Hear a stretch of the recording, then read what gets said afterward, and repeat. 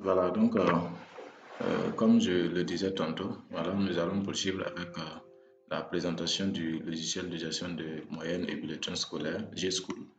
Voilà, donc on avait déjà présenté certaines rubriques, donc maintenant nous allons passer voilà, au premier trimestre pour la saisie des moyennes par matière et les autres données à saisir. Là, donc, si je clique ici, voilà, on va me demander d'abord de choisir la classe et l'année scolaire et la classe. Donc, je vais d'abord choisir notre année scolaire 2021-2022. Voilà, la classe, c'était la sixième que nous avons inscrit les élèves. Et donc, je peux maintenant passer bien sûr au premier trimestre. Donc, je clique premier trimestre. Donc, nous avons ici sixième 2021-2022. Voilà, sixième 2021-2022. Ça, c'est le formulaire d'impression des données de la sixième. Maintenant, c'est tout simplement la saisie des moyennes par matière que nous allons commencer. Maintenant, il faut savoir que ces choses-là, année scolaire, classe ici, là, c'est pour pouvoir faire des recherches ici. Voilà, donc, si je veux rechercher le bulletin d'un élève, si je veux rechercher, par exemple, les détails des moyennes d'un élève, après avoir saisi pour le premier trimestre, je dois d'abord sélectionner l'année scolaire ici. Voilà, je sélectionne ensuite la classe et enfin, je recherche maintenant le nom de l'élève. Donc, comme je n'ai rien sélectionné ici, il n'y a rien que je puisse en tout cas avoir ici. La classe aussi n'est pas disponible puisque je n'ai pas choisi d'année scolaire, donc il n'y a pas de classe. Mais si je choisis l'année scolaire, voici les deux classes qui vont apparaître. Donc je choisis la sixième et après ça maintenant je peux voir voilà, les moyennes, les noms des élèves voilà, que je peux maintenant choisir et faire des recherches, rechercher par exemple le bulletin ou rechercher matière. Donc ça veut dire que ça là, je n'ai pas besoin de ça lorsque je vais choisir les moyennes. Je n'ai pas besoin de choisir l'année scolaire ni la classe. C'est lorsque je vais faire des recherches là que je choisis pour pouvoir voir la liste des élèves. Maintenant, je vais passer bien sûr à la saisie des moyennes par matière. Ça veut dire quoi? Que nous sommes vers la fin du trimestre, l'administration a donné un délai au professeur pour amener les moyennes. Et donc, après avoir calculé les moyennes, voilà, dans les différentes matières, chaque professeur va venir remettre la fiche, c'est-à-dire le relevé de notes là, au secrétariat. Et donc, dès que le secrétariat prend par exemple ce relevé de notes, ça c'est ici bien sûr qu'ils vont se rendre. Après avoir choisi la classe et l'année scolaire et la classe du mois, ils vont venir directement ici et ils vont commencer par la saisie des moyennes par matière. Donc, je clique saisie des moyennes par matière et voici bien sûr le formulaire de saisie des moyennes qui est là. Voilà, donc nous avons bien sûr les trois élèves que nous avons inscrits. Il y a philosophie, il y a français, il y a anglais, il y a histoire géo, voilà, ainsi de suite. Bon, comme c'est la sixième, bien sûr qu'il y a des matières qui ne se figurent pas. Même si je veux saisir une note de philosophie en sixième, je n'aurai pas la possibilité, puisque pour saisir, comme vous le constatez, si je clique, voilà, ça ne s'ouvre pas, je ne peux pas saisir. Donc, qu'est-ce que je dois faire? Je dois premièrement choisir ici la matière. Voilà, je dois choisir la matière que je veux saisir, les notes là. Ça, c'est pour éviter les erreurs de saisie. Donc, si je choisis par exemple, premièrement, je vais choisir français. Donc, si je choisis français, le coefficient de français de la classe de sixième apparaît automatiquement ici. Et donc, je fais confirmer. Donc, si je clique sur confirmer, il va activer le champ français pour me permettre de saisir les moyennes de tous les élèves, les moyennes de français de tous les élèves. Et donc, dès que je finis ça, je change encore la matière, je choisis et je confirme encore et je commence la saisie. Donc, en réalité, c'est comme ça. Et donc, comme je le disais, la saisie est unique. Voilà, et voilà, l'administration ne va pas souffrir dans la saisie, le secrétaire ne va pas souffrir dans la saisie. Voilà, les professeurs aussi font tout avec leurs moyennes, manipulent leurs moyennes comme ils veulent avant de venir remettre. Voilà, donc ce n'est pas les notes qu'on saisit, mais c'est les moyennes par matière qu'on saisit. Voilà, donc ce qui fait que naturellement, ça aide tout le monde. En tout cas, c'est ce que j'ai remarqué. Beaucoup d'établissements ont apprécié. Et donc, voilà, c'est comme ça. Et donc, je vais commencer à saisir. Le professeur de français est venu avec ses moyennes. Et donc, l'élève Kraouler a 12. Voilà, Louis Grégoire, voilà, ça c'est moi, je suis fort en français, c'est 16. Voilà, Irga, ça fait 15. Voilà, donc c'est un exemple. Donc, voici bien sûr les trois matières, les trois moyennes des trois élèves en français. Je change la matière, je prends par exemple anglais, je confirme encore. Et donc, si je confirme, voilà, j'ai encore le champ anglais qui s'active et le champ français est bloqué. Je ne peux pas voir, bien sûr, alors je ne peux pas pouvoir encore, je ne peux plus modifier. Si je veux modifier, je dois devoir choisir encore ici en français et je confirme. Et là, il va activer français pour que moi je puisse saisir les notes. Donc, c'est anglais. Donc, je saisis encore rapidement. Donc, je considère 11 ici. Voilà, je mets 10 ici. Je mets 13 par exemple ici. Voilà, je change encore. Je mets histoire géographie. Je confirme. Voilà, et à partir de là, histoire géo, ça fait 15, voilà, 17 et 16. Voilà. Donc, je change encore. Je mets et SVT par exemple. Voilà, je mets confirmer. Voilà, confirmer et je commence à saisir les moyennes en SVT. Donc SVT, je mets par exemple 13, je mets 15 et je mets 12,75. Par exemple, voilà. Donc ça c'est SVT. Donc je change SVT et je prends mathématiques. Voilà, je confirme et il active encore le champ mathématique et je commence la saisie. Donc dans mathématiques, bon, je vais mettre par exemple 8,50 ici.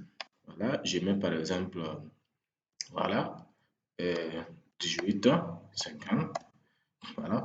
Si j'essaie de mettre par exemple 21, ah, il y a un message d'erreur qui apparaît automatiquement puisque la moyenne ne doit pas dépasser 20. Et donc, c'est pour cela qu'il me signale ça. Il faut que je change pour pouvoir continuer.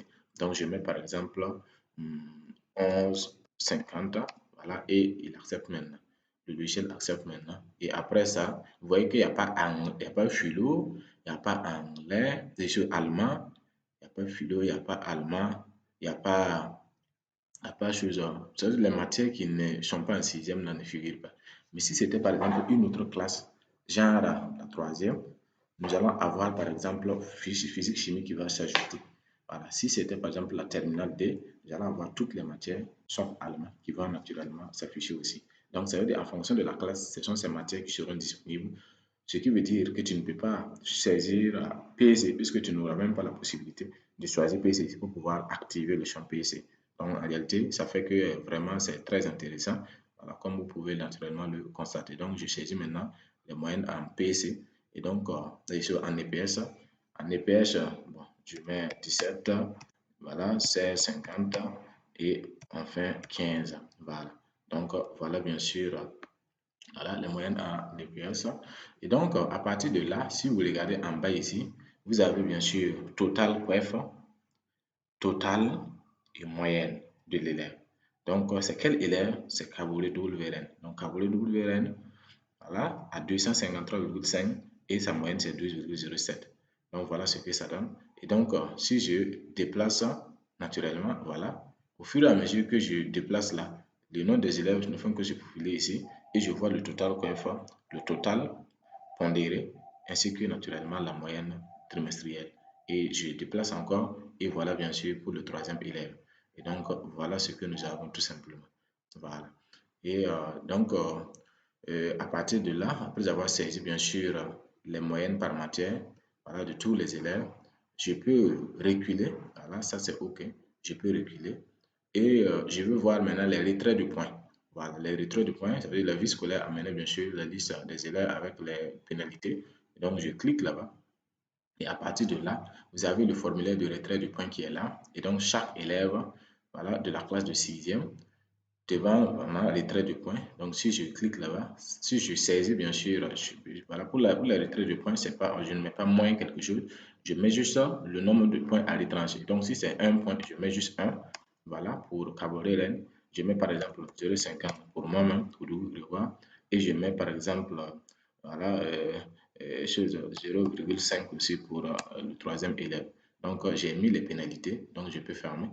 Voilà. Maintenant, la gestion des abandons. Celui que j'ai fait le premier trimestre, nous sommes à la fin. Ça, c'est le secrétariat qui va naturellement se charger de tout ça, ou bien peut-être l'administrateur de la base de données. Et donc, les élèves que j'ai vu que je ne peux pas les clasher, donc il suffit de cocher devant son nom, non classé. Donc, le N, c'est non classé, le A, c'est abandon. Donc, si c'est un abandon, je coche A. Si c'est un non classé, je coche tout simplement le N. Voilà. Donc, si je coche par exemple, voilà, A ici, ça veut dire qu'il ne sera pas classé, c'est un abandon. Voilà. Si je coche par exemple N ici, ça veut dire que l'élève n'est pas classé pour le premier trimestre. C'est ce que ça veut dire. Mais le deuxième trimestre, le troisième, il sera naturellement classé. Donc voilà ce que ça donne tout simplement. Donc je ferme ici. Il n'y a pas un élève que je ne vais pas classer. Je ferme. Et à partir de là, je peux voir maintenant, voilà, je vais voir ici d'abord la gestion des grossesses, des cas de grossesse. Voilà, donc nous sommes en 6e A. Donc, il y a combien de grossesses en 6e A? Donc, s'il y a, voilà, un cas de grossesse en 6e, bon, je sais que c'est la même chose. Voilà, s'il y a un cas de grossesse, il me suffit de mettre 1. Voilà. S'il n'y a pas de grossesse, je mets par exemple 0. Voilà. Et à partir de là, ça veut dire que j'ai bien sûr la classe de 6e A qui n'a pas de grossesse. Donc, voilà ce que ça donne. Et après ça, après, bien sûr, les cas de grossesse, je peux voir maintenant les moyennes résultats. Voilà, c'est-à-dire les moyennes de chaque matière avec bien sûr les résultats de tous les élèves. Voilà, donc nous avons ici classe de 6e, année scolaire 2021-2022, Cavalry Veren, Koudou, Levar, Aguirre, Sandrine. Et voici les retraits de points que j'ai mis 1, 0,50, 0,50. Donc voici bien sûr les notes que j'ai renseignées, les moyennes que j'ai renseignées et le total de chaque élève. Voici les moyennes, voilà, les moyennes trimestrielles de ces élèves ainsi que le rang de chaque élève. Donc ça, c'est par ordre alphabétique. Donc ça, c'est les PP qui vont naturellement prendre ça pour aller bien sûr vérifier avec les élèves pour être sûr que comme tous les professeurs ont déjà calculé, tous les élèves connaissent déjà leur moyenne. Et donc, voilà, on confronte les deux maintenant pour voir s'il n'y a pas d'erreur. S'il n'y a pas d'erreur maintenant, on peut revenir maintenant et passer par le formulaire d'impression pour imprimer bien sûr les données parce qu'il n'y a pas de problème. Donc ça, c'est pour voir les notes pondérées bien sûr. Donc ça, c'est les notes pondérées des matières. Voilà, avec bien sûr les mêmes résultats. Donc voilà ce que ça donne. Et après, bien sûr, cela, nous pouvons voir la fiche de délibération, la fiche de classement. Donc ça, c'est juste pour voir l'aperçu, comme je l'ai dit. Donc fiche de délibération de la classe du 6e premier trimestre. Et donc, nous avons d'abord le premier, ça c'est classé par ordre de mérite, comme vous le savez. Donc, première moyenne, deuxième moyenne, troisième moyenne avec les mentions, tableau de notes plus encouragement, tableau de notes plus encouragement plus félicitations. Et voilà, tableau de notes simple. Donc, voilà ce que ça donne tout simplement. Et donc, je peux continuer. Voilà, je peux continuer avec le bilan trimestriel. Donc, bilan trimestriel, voilà ça. Donc, nous sommes en classe de 6e. Nous sommes en classe de 6e. Voilà, année scolaire 2021-2022, classe de 6e. Lycée départemental du Bitou. Année scolaire, voilà, bilan des résultats du premier trimestre. Donc, effectif théorique, ça fait un garçon, 2 filles, total 3. Non classé 0,0. Donc, effectif classé, c'est le même. Abandon, pas d'abandon. Plus forte moyenne détenteur, plus faible moyenne détenteur, nombre de moyennes admis. Voilà, donc, et voilà, moyenne de la classe. Tableau de notes simple, tableau de notes plus encouragement, tableau de notes plus encouragement, plus félicitations. Voilà, tout nombre de grossesses 0. Bon, le professeur principal n'a pas été renseigné, sinon son nom allait naturellement apparaître ici. Donc voilà ce qu'on a. Et enfin, je peux voir maintenant les bulletins du premier trimestre de tous les élèves de la classe de 6e. Et à partir de là, bon, je n'ai pas renseigné les noms des professeurs. C'est à cause de ça que ça ne s'est pas sorti ici. Sinon, si je renseigne les noms des professeurs, ça va sortir. Je crois que c'est mieux, je vais repartir renseigner ça pour avoir un bulletin un peu bien chargé. Donc, gestion des moyennes, professeurs. Voilà, donc français, je vais mettre par exemple Monsieur Yambogo. Monsieur Yambogo. Voilà. Après français, je mets histoire, je Monsieur, bon, Madame Ouetraogo.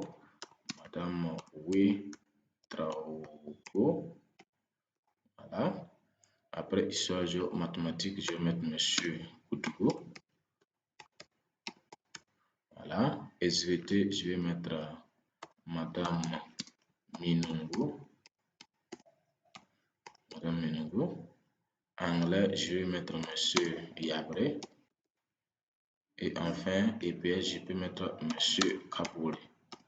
Voilà, donc c'est le nom des professeurs du lycée. Voilà, et donc je peux fermer ça. Et à partir de là, je peux repartir au niveau du premier trimestre. Voilà, et je peux voir maintenant les bulletins.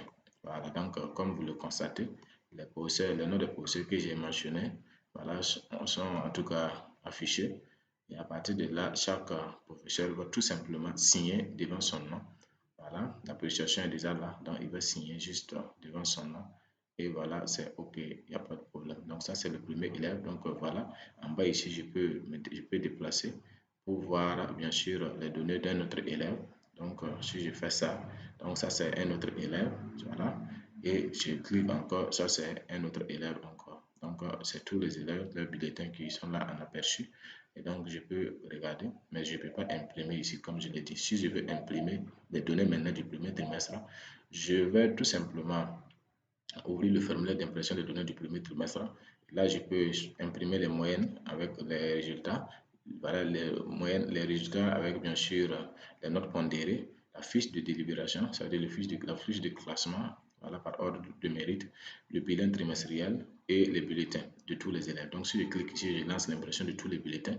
Si je vais imprimer un seul bulletin, ça j'ai mis rechercher bulletin, il suffit de chercher le nom de l'élève ici. Voilà. Et là, si je choisis son nom, je peux imprimer son bulletin sans problème. Voilà. Donc, en fait, c'est comme ça.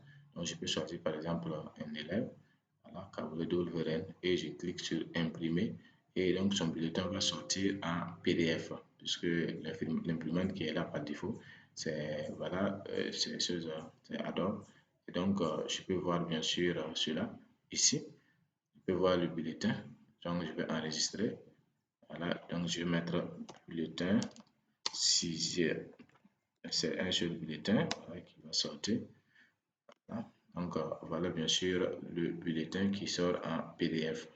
Voilà, donc je vais reculer un peu. Voilà, voilà. Donc voici le bulletin qui sort en PDF pour l'élève en question. Toutes les informations. Voilà, si vous voulez imprimer un PDF pour garder, vous pouvez imprimer. Voilà, autrement dit, vous pouvez naturellement laisser et lorsque votre imprimante, dès que vous connectez, votre imprimante va s'installer automatiquement et vous allez pouvoir lancer l'impression facilement. Donc voilà ce que ça donne. Ça, c'est juste un exemple pour le premier trimestre. Donc, c'est exactement la même chose pour le deuxième trimestre, la même chose pour le troisième trimestre. Et lorsque vous avez renseigné tous les trois trimestres là, vous ouvrez bien sûr le résultat annuel. Vous allez pouvoir naturellement voir les moyennes annuelles. Voilà, c'est-à-dire la moyenne annuelle, c'est-à-dire la moyenne du premier, deuxième trimestre, troisième trimestre, avec bien sûr les résultats annuels. Vous allez voir la fiche de délibération annuelle, le bilan annuel. Si vous voulez rechercher les détails des moyennes, voilà ce que vous avez. Donc, je recule par exemple au niveau du premier trimestre. Je vais rechercher les moyennes, voilà, d'un élève. Vous allez voir, donc je choisis la sixième. Et donc, les noms des élèves vont apparaître. Donc, je peux chercher les détails des moyennes de Kourou ou bien son bulletin. Donc, détail des moyennes. Et donc, voilà ce que vous avez ici. Donc, il y a le formulaire qui est là. Voilà. Donc, les matières avec leurs coefficients et avec bien sûr les résultats naturellement qui vont s'afficher ici. Voilà. Donc, voilà ce que ça donne. Donc, c'est très, très, très, très intéressant comme vous pouvez le constater. Donc, rien de compliqué, simple d'utilisation, comme vous pouvez le constater. Et donc, voilà ce que je voulais vous présenter. Maintenant, si après vous avez des questions spécifiques, vous pouvez me joindre voilà, au numéro 72 23 75 19. C'est un numéro WhatsApp. Donc, si vous me joignez là-bas, vous pouvez avoir bien sûr les autres informations que vous ignorez. Si vous avez des fonctionnalités aussi que vous souhaitez que j'ajoute pour vous, vous pouvez tout simplement me dire ce que vous voulez de façon claire et je me chargerai naturellement dans un délai raisonnable de pouvoir vous satisfaire et là on sera en tout cas quitte sans problème. Voilà, merci beaucoup. Je dis bien le numéro 72 23 75 19. Voilà, maintenant si c'est un numéro orange que vous souhaitez me joindre, c'est le 55 74 90 06. Et ces numéros sont naturellement dans la première page d'accueil du logiciel. Donc si vous regardez là, vous allez avoir ces numéros. Merci beaucoup et excellente journée à vous. Merci beaucoup.